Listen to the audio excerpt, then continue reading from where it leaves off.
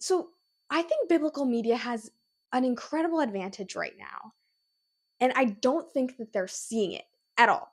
And when I say biblical media, I mean I'm talking about these new TV shows, these incredible TV shows and films and animations that are coming out, like The Chosen and House of David and Testament, and these animations like Light of the World and what's the other one? There is this other one. I forgot what it's called. Oh, David. Of course. How did I forget that one? The David movie. They're all so spectacular and wonderful, but I am finding a little bit of an issue and a bit of a trend in these movies.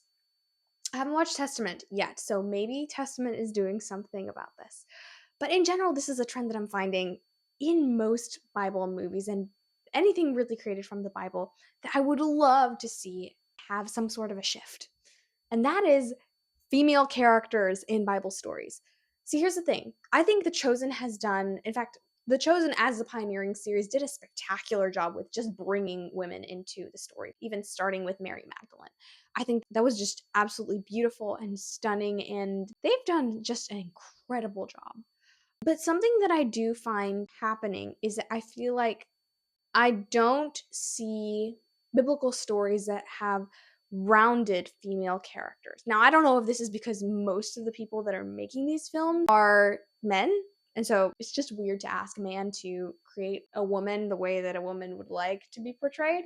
But I do find that, for example, with Mary Magdalene and a lot of the characters like Rama and is it Salome, Mary. There's all these incredible cast of women, and I'm delighted that they brought them in and really highlighted them.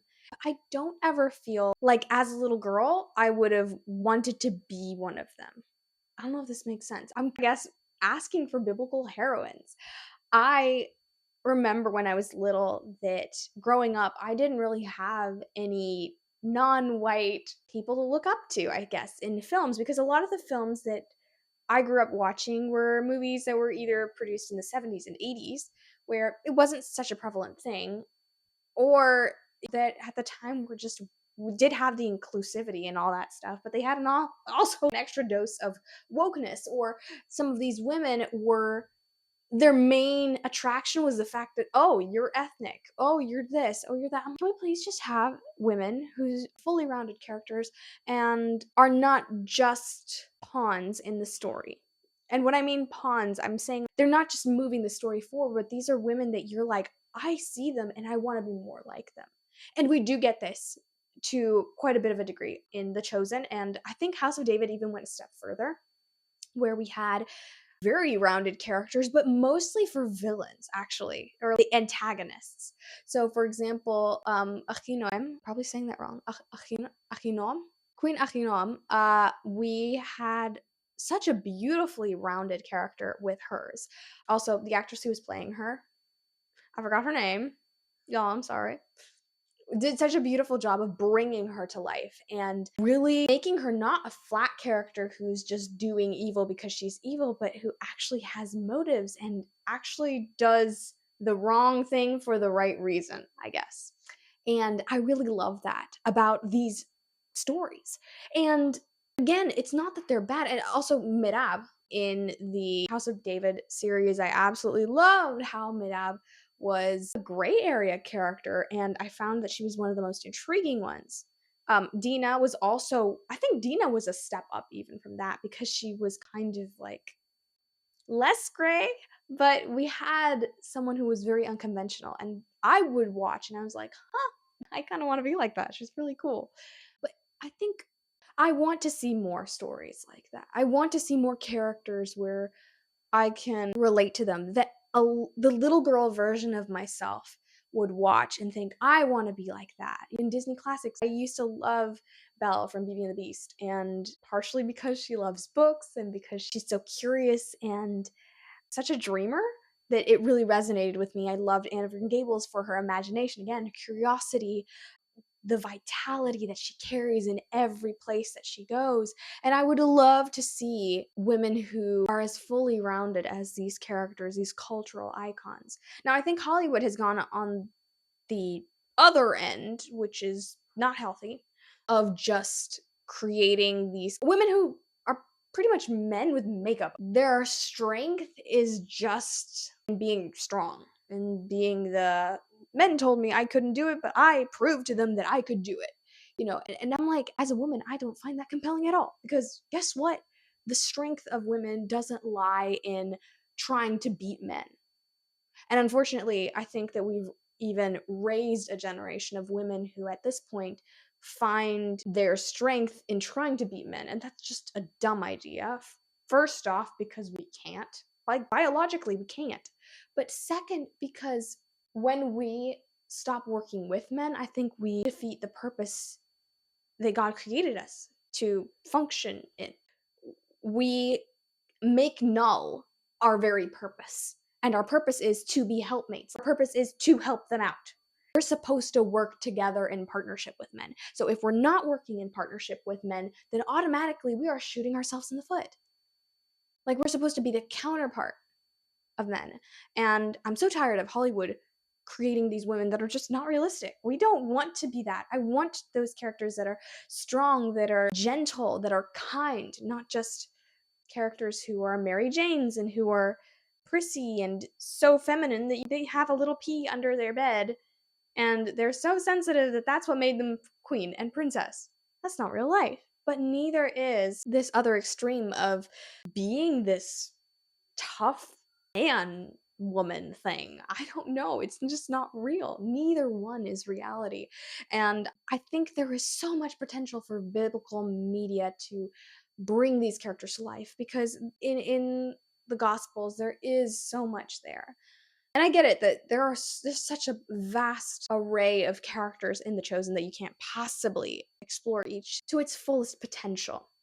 But I find myself resonating more with certain characters who are men in The Chosen than the females in The Chosen. And I find that I get it, there's more characters, there's more men, but I find that they are more relatable to me than women. And it's not because I usually find men relatable. It's just those are the only people that feel like me or that I think, oh, I kind of want to be like that more. Yes, to some degree, Mary Magdalene, to some degree, Rama. But like this includes House of David too. I would love to see. I think the only character that I saw her and I was like, and she would just come on screen for just a little bit, and I'm like, that is what I want to grow up to be. When I am older, I want to be just like you. And that was Ela from House of David. She is Samuel's wife, and she has this delightful humor. She has this grace about her, and I don't know. There's just so much feminine strength about her that just inspires me that I'm like, oh my gosh, I want to be like you. I absolutely want to be like you. So, why am I putting this out here? I'm saying this because I believe that there is so much potential, and I'm not complaining about these series. I think these series have been doing an amazing job. They're opening up pathways where there were none. But I think that it is our responsibility as the next generation of filmmakers, or, if the filmmakers are listening at all to me right now, just yapping and jabbering on and on, I think it's our responsibility to exceed what has already been set. And I think that if Christ put so much importance on women and had this beautiful, I think there's just something beautiful about the relationship that Christ had with women. Mary Magdalene was the first to see Jesus. I think there's something really important about firsts. And he had such a special relationship with his mom, too. And he had such a special relationship with Mary and Martha. Some of his tenderest moments are with women. And I think that it's so beautiful, even that little detail where when Mary Magdalene sees Christ for the first time at the tomb, Jesus has to say only Mary. I think like twice, Mary, Mary. And that's when she recognizes him. How beautiful is that? That Jesus saying your name is exactly what makes you know that it's him. It just requires a tenderness and a love and a devotion. And I think that if we study these characters, if we study these biblical women like Abigail, like Esther, like Ruth, Deborah, even other characters, Priscilla, I always loved Priscilla too. She was awesome. I think we'd find that there is so much depth in these women, in the subtext, in the context, that we just don't get to explore. And I would love to see biblical media explore this because I want my kids, when I have kids, don't have kids right now, but whenever I have kids, I want my little girls to be able to watch movies and say, yes, I want to be like her.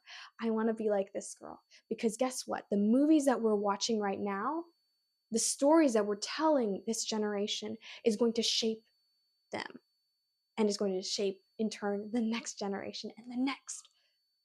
And I think that stories are so important because stories define our destiny. If we can tell ourselves a story, if we can show ourselves, show an example of someone to ourselves, that somebody else did something that we deem impossible, it can inspire us and it can prove to us that we can do anything. And I think as women, we need more stories that inspire us to seek the Lord, not with this ridiculous, weird sense of piety where we need to always keep our heads down. We always need to be covered. We always need to be afraid to speak too much, or women should be heard, should be seen and not heard. No, but that we have, or on the other extreme where we have women who are saying whatever comes to their mind. No, no, no. We need to have women who know when to speak, how to have tact, how to have kindness, how to act boldly in ways that Jesus would. Not to shock people, not to bring attention to themselves, but to truly be women in the best sense. Be women who dare to give their all for Christ, who go out where no one dares to go, and who dare to do the things that no one else dares to do because of love. That love would be driving them to such a degree, that love would be such a driving factor that it drives away everything else, and that it makes us courageous, it makes us strong, and it makes us women of character who care about more than just being seen or even being admired or anything like that. These are the characters that I want to follow. These are the characters that I want to see on the screen. These are the characters that I want my little sister, and I want my kids, and I want the next generation to be able to see. So, Biblical Media, you are doing amazing. I am so grateful for you. Let's do even better because I know that you can.